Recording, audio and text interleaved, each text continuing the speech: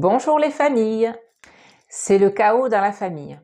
Personne n'est satisfait, tout le monde en a marre, les membres de la famille ne se supportent plus, jusqu'à atteindre la crise de nerfs.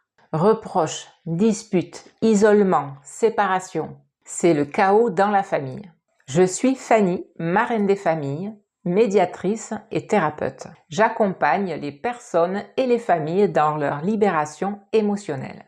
Mon rôle est de dénoncer les violences, les malaises et d'apporter des solutions aux familles. Pourquoi c'est le chaos? Pourquoi rien ne va plus dans les couples? Pourquoi rien ne va plus dans les relations?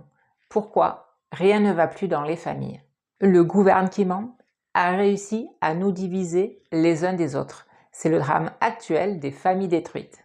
Restez jusqu'à la fin, des solutions émergent au fil de la vidéo et même après. Et on a marre d'entendre râler à longueur de journée.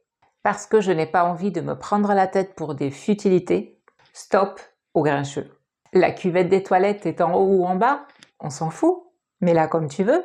La porte est ouverte ou fermée, on s'en fout aussi. Par contre, la mauvaise humeur, ça fatigue, ça plombe l'ambiance. On a marre de la jalousie qui culpabilise, qui juge, qui contrôle. Ton pantalon est trop moulant. Pourquoi t'as mis du parfum aujourd'hui? Pourquoi tu t'es maquillée? Des crises de jalousie pour tout et pour rien, c'est un poison dans le couple. Jusqu'où peut aller la jalousie? Elle peut contrôler, enfermer. Et jalouse de qui? De quoi? Est-ce que c'est pas la personne qui doute?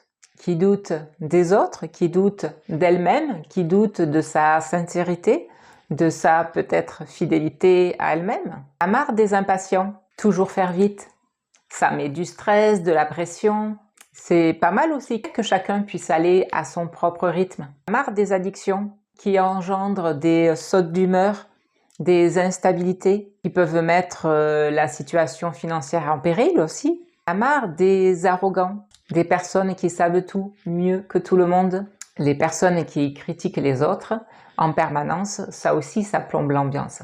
Marre des changements incessants, c'est déroutant. Marre des personnes qui monopolisent l'attention. Marre des profiteurs, celui qui veut toujours recevoir et ne jamais rien donner. Marre de l'insatisfait, celui que quoi qu'il ait fait, ce n'est jamais assez, jamais comme il faut. Et puis il y a ceux qui font des demandes sous forme des reproches. Autant de personnes, autant de personnalités, autant de schémas qui, sans faire d'efforts, deviennent vite compliqués à gérer. Stop à ces comportements inappropriés. Zéro culpabilité, mais responsable de nos fonctionnements et de nos comportements. Si chaque membre de la famille s'occupe de sa part de responsabilité, alors des solutions émergent. Qui est là? Notre conscience. Que veux-tu? Un message pour les familles. Notre conscience est toujours là, présente, mais nous ne l'entendons pas. Toujours occupé par trop de préoccupations. Notre mental, nos pensées, nous détournent de notre conscience. Notre mental, nos pensées sont conditionnées par les règles sociétales. Notre mental a pris le pouvoir, le dessus sur notre capacité à nous écouter. Relions-nous à notre conscience. Libérons notre mental des conditionnements en prenant soin de soi, en prenant soin de nos émotions, en prenant soin de notre corps. Et ce n'est qu'après que nous pourrons prendre soin des autres, des enfants, de la famille. Rien ne va plus dans le couple, rien ne va plus dans la famille. Avec les enfants, reprendre la base. En premier, s'occuper de soi, revenir à l'intérieur de soi, dans son espace. Libérer ses émotions, libérer ses pensées, se reposer, bouger selon les besoins de chacun. Qu'une fois que nous serons revenus à nous, que nous avons retrouvé notre paix intérieure, que nous pourrons aller vers les autres. Tant qu'il y a un conflit à l'intérieur de nous, le chaos règne à l'extérieur de nous.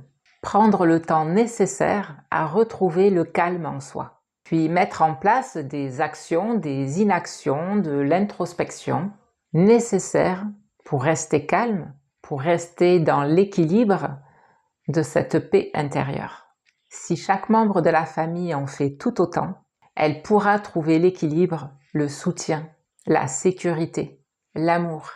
Dès qu'un membre de la famille est en tension, en conflit, il déstabilise les autres membres. Et si chacun est conscient de sa responsabilité face à son comportement, face à son bien-être, alors la base, la famille, sera suffisamment solide pour accueillir l'attention.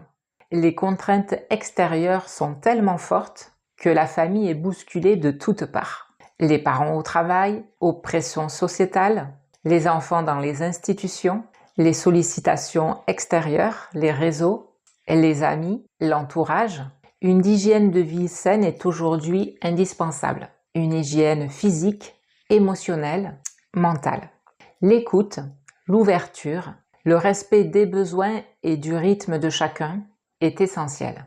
Toujours commencer par soi. Chaque acte, chaque parole vient renforcer ou déstabiliser la famille.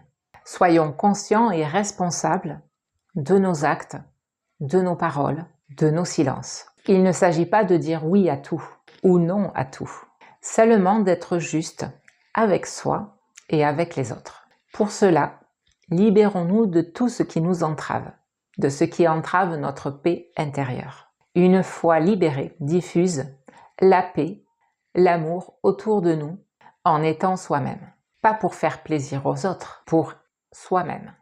Être malgré les tempêtes intérieures, rester soi, centré. Accueillir les différentes personnalités dans une famille n'est pas facile. Il y a des compatibilités, des incompatibilités. Les différents caractères doivent apprendre à se comprendre, à s'accepter, à se respecter. Pour le bien-être de chaque membre de la famille, conscientiser les schémas destructeurs, libérer les tensions, prendre soin de soi. Dites-moi en commentaire si c'est le chaos dans votre famille. Qu'est-ce qui crée des tensions, des conflits dans votre famille? Qu'est-ce qui vous met en colère? Cette chaîne est réservée aux femmes et aux hommes en quête de guérison. Tout malade hargne sera banni. Les désinvestis, ne vous abonnez pas.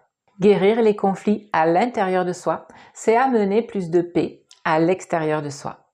Vous aimez? Likez, partagez, merci. À bientôt!